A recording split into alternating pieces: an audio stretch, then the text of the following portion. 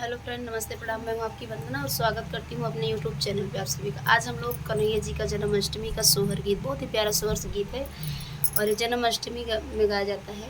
और आदर्श दुबे का है जन्मदिन, 5 अगस्त का जन्मदिन है और सूर्यास्त तिवारी का 7 अगस्त को, और अंश दुबे का 22 अगस्त को। आदर्श दुबे मेरा बड़ा वाला बेटे का जन्मदिन है 5 अगस्त को, और 7 अगस्त को मेरे बेटे का जन्मदिन है और 22 अगस्त को फिर मेरे छोटे वाले बेटे का जन्मदिन है। और ये सोहर गीत है जन्माष्टमी का। कन्हैया जी का जन्माष्टमी आ रहा है और उसी पे ये गीत है। बहुत ही प्यारा गीत है। आप लोग को कैसे लगेगा कमेंट में बताइएगा।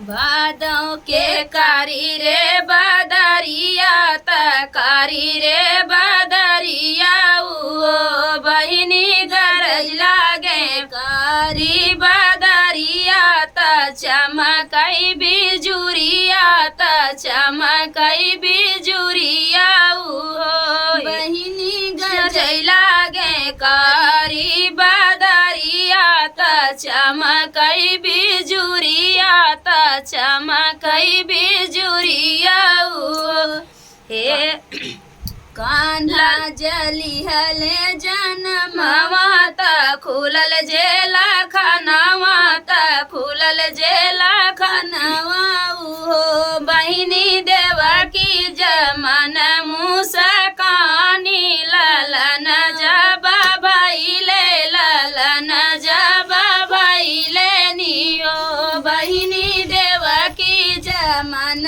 मुसकानी ललन जबा जाइले ललन जबा भैले नियो बहिनी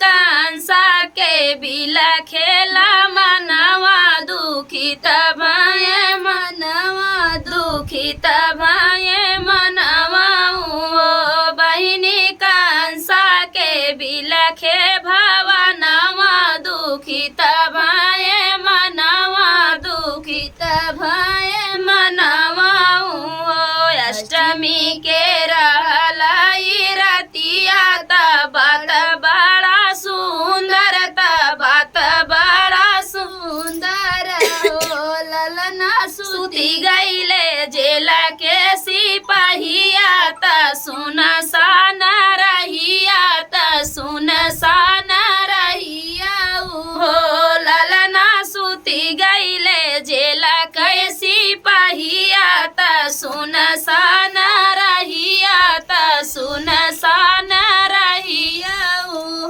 टूटी गए हाथ हाथ कड़िया भइल नहीं देरिया भइल नहीं देरिया बहिनी जट से उठाए लालनवा कन्हैया लाई के धाये कन्हैया लाई के धाये नियो बहिनी झट से उठाए लालनवा कन्हैया लाई के